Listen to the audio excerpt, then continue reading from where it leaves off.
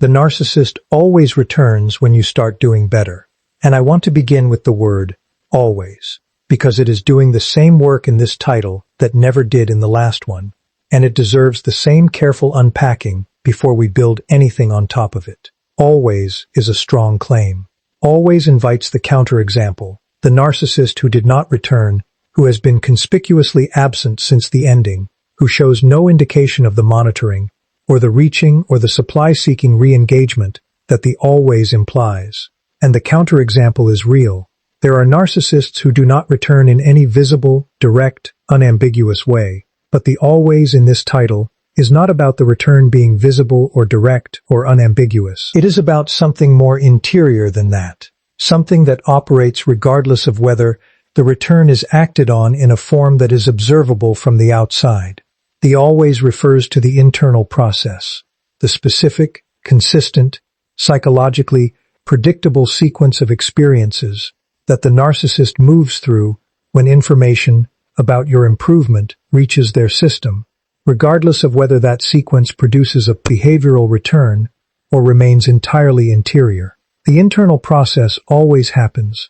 The behavioral expression of it varies. And understanding the always at the level of the internal process, rather than only at the level of the behavioral return, is what gives you the most complete and most useful understanding of what is actually happening when the narcissist shows up again. Exactly at the moment when you have finally, after everything, started to feel like yourself again. Let's start with why the timing is not coincidental.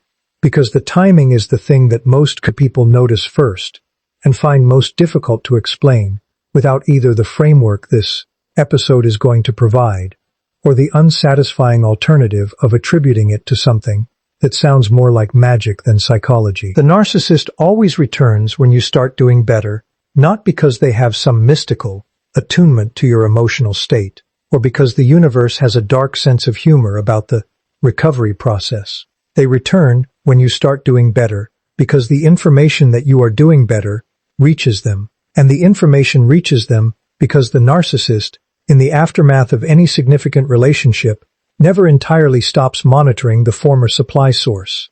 Not obsessively, not in a way that is always conscious or always deliberate, but consistently, in the background, through the channels that remain available, the social media that has not been blocked, the mutual connections who are still in contact with both of you, the shared contexts that provide occasional glimpses of your life without either party having to explicitly seek information about the other.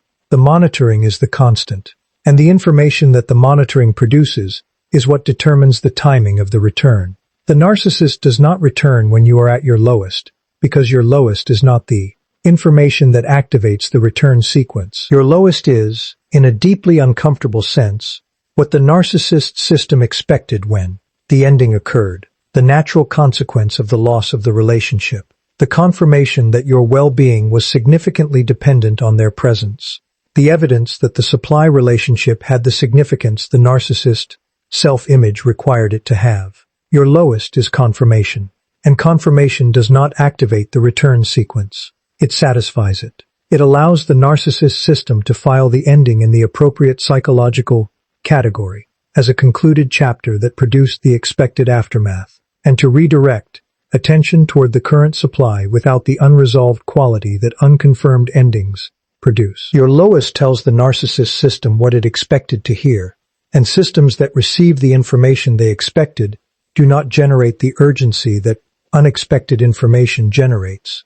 Your doing better is unexpected information, not necessarily surprising in the sense that the narcissist's conscious mind had never entertained the possibility that you would recover. Of course they entertained it.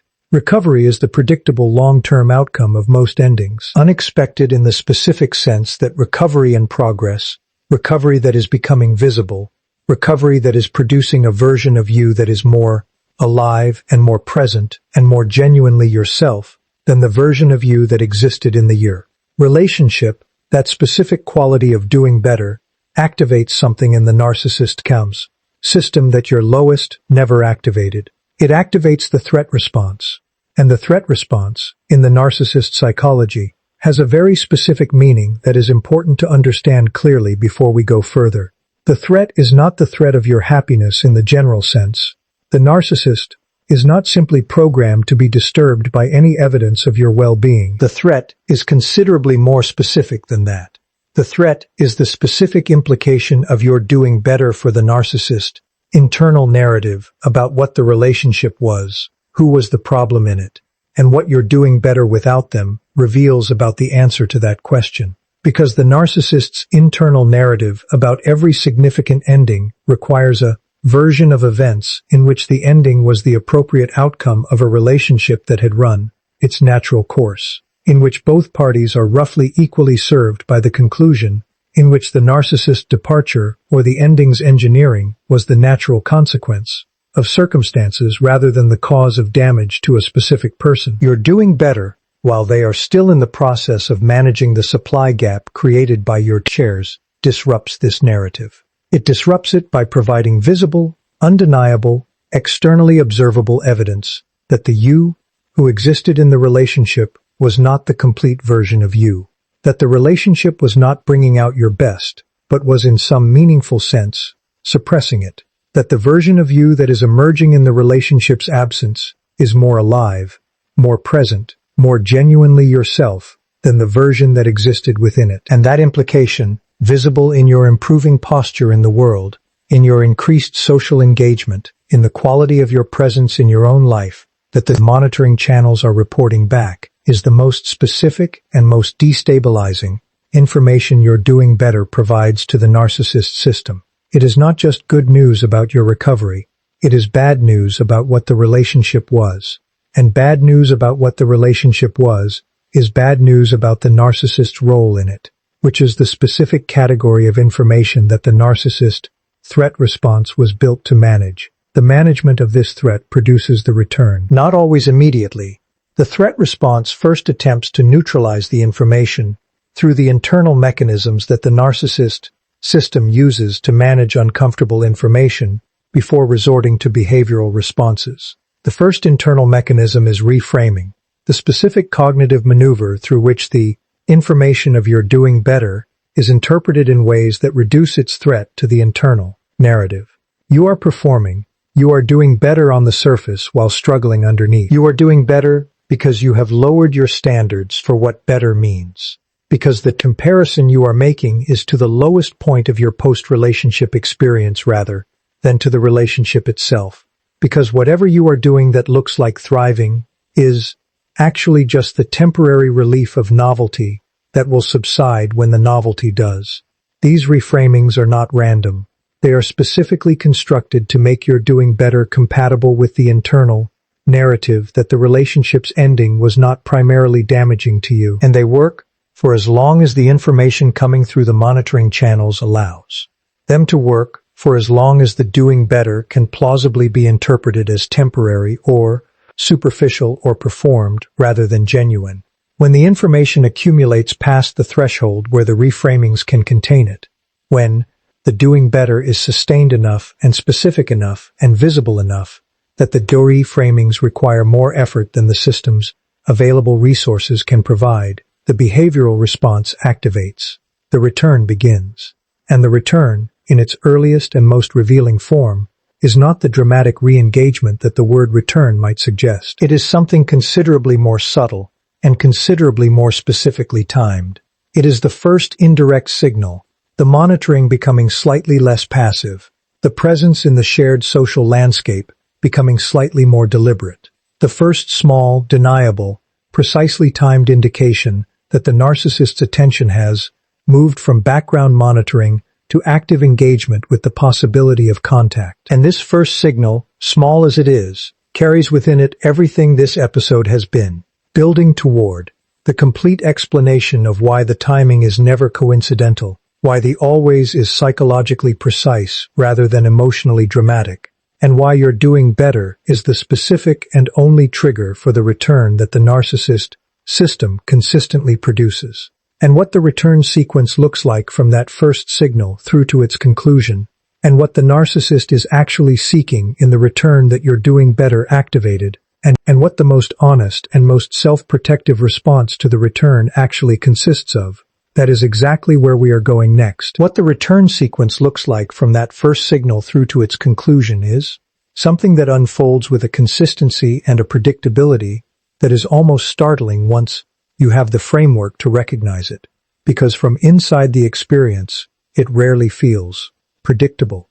It feels like each new development is surprising, like each escalation of the contact is something you did not see coming, like the narcissist's apparent investment in reconnection is something that could not have been anticipated from the initial indirect signal that preceded it by days or weeks. This felt unpredictability is one of the most effective features of the sequence, because unpredictability keeps the person on the receiving end in a reactive rather than a prepared position, responding to each development as it arrives, rather than understanding the full shape of what is unfolding and positioning themselves accordingly. So let's remove the unpredictability. Let's lay out the full shape of the sequence so that every stage is recognizable before it arrives rather than only in retrospect when the consequences of having been unprepared are already present. The first signal, the indirect monitoring becoming slightly more active, the small deniable presence in the shared social landscape, is the system gathering information. It is not yet a return in any meaningful sense. It is reconnaissance.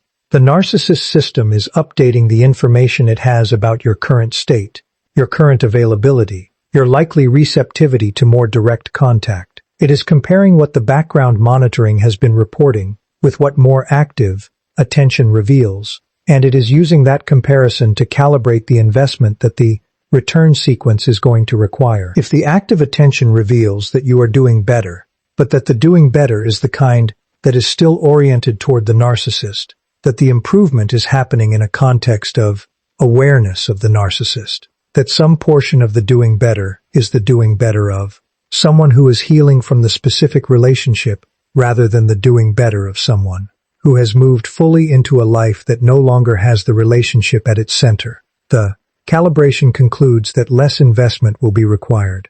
The distance is smaller than it appears. The door is closer to open than the surface suggests. If the active attention reveals that the doing better has a quality of genuine independence, that you are not healing from the relationship so much as you have moved past it into something that does not reference it, the calibration concludes that more investment will be required and adjusts the sequence accordingly. In either case, the sequence continues. The calibration does not produce a decision to abandon the return. It produces a decision about how much the return will cost and what tools will be most efficiently deployed. The second stage is the establishment of a communication channel. Not the communication itself, the establishment of the channel, the creation of the spaces under which communication can occur without the narcissist having to take the full risk of direct, undeniable, explicit reaching that could be explicitly rejected.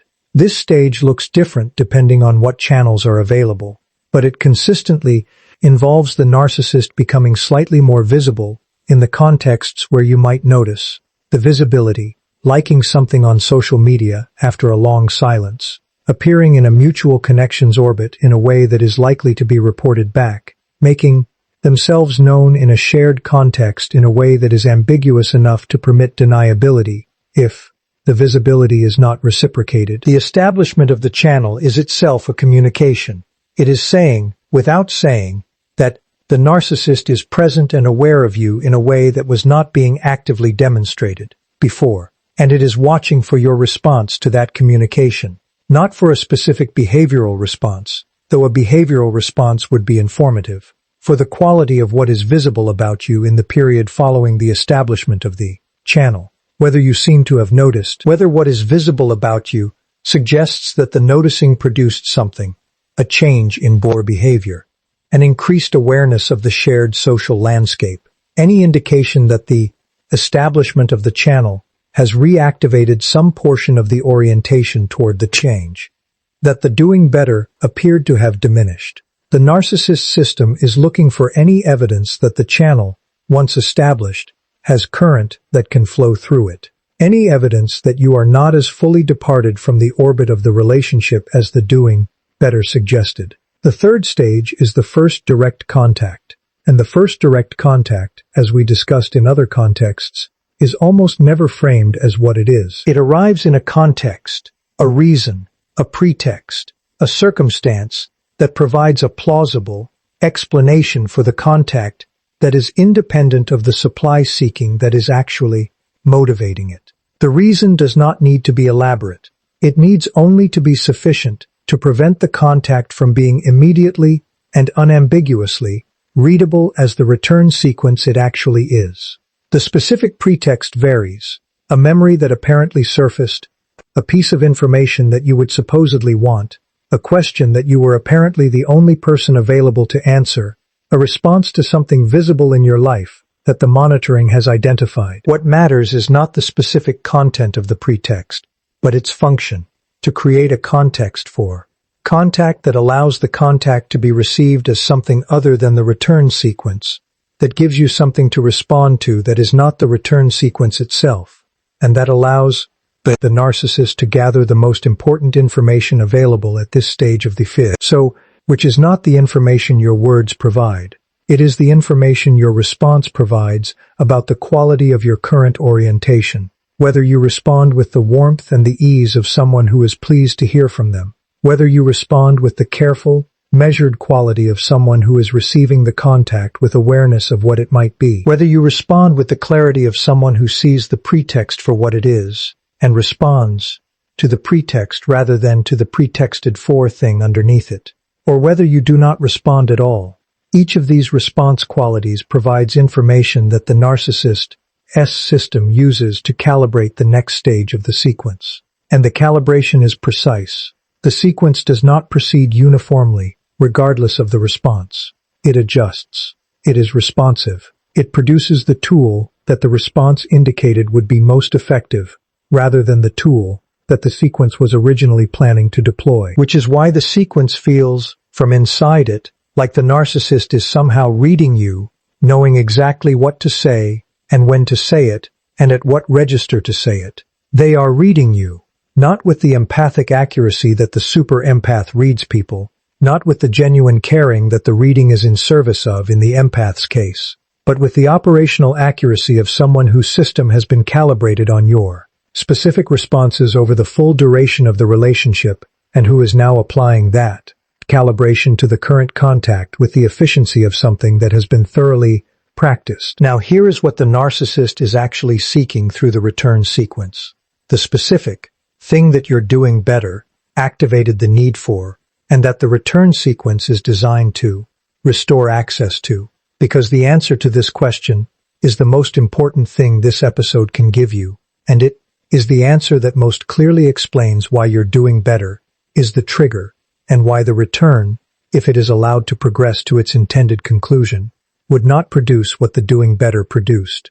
The narcissist is not seeking you, not in the full, specific, person-centered sense that the intensity of the sequence can make it appear. They are seeking the supply that your doing better revealed is still available, still potentially accessible, still productive enough in their supply economics calculation to justify the investment of the sequence. And the specific supply your doing better revealed is not the supply you were providing at the end of the relationship, when the supply quality had declined to the level that made the distance or the ending the supply economically rational choice. The supply your doing better revealed is something considerably more valuable than that. It is the supply of the version of you that was present before the relationship diminished you, the more alive version, the more genuinely yourself version, the version that the doing better is visibly producing, and that the monitoring channels have been reporting back to the narcissist system with the specific quality of information that the system reads as the supply it most wants to re-access. Your doing better is not just evidence that you are recovering. It is evidence that the version of you that was most productive as a supply source is re-emerging. And that evidence is the supply-seeking equivalent of a signal that the resource is available, again, at its highest quality. The return is the extraction attempt. And here is what the most honest and most self-protective response to the return actually consists of, stated as directly as this conversation allows. The most protective response is not the carefully crafted reply that communicates the right combination of clarity and closure. It is not the eloquent explanation of why you are not available for what the sequence is seeking. It is not even the explicit confrontation of the sequence for what it is, the naming of the return, as supply-seeking dressed as reconnection. All of these responses, however accurate and however well-intentioned, share a structural feature that the most protective response does not share. They are all responses. They all provide the narcissist system with information about your current state, about your orientation toward the contact, about the quality of your engagement with the interaction, about the emotional charge that the return is producing in you. And the narcissist system uses that information to calibrate the next stage of the sequence, regardless of the content of the information, because any engagement, even engagement that is clearly resistant, confirms that the channel has current flowing through it, that you are available to be in interaction with the return, even if the interaction is refusal, and interaction with the return, even when the interaction is refusal, is a form of the supply it was seeking, because the supply at this stage of the sequence is not yet the warm, admiring, fully engaged supply that the relationship at its peak provided. The supply at this stage of the sequence is simply evidence of impact, evidence that the narcissist return has produced something in you, that the doing better has not made you so completely independent of the narcissist's presence in your psychological landscape, that the return can arrive and depart without producing a ripple.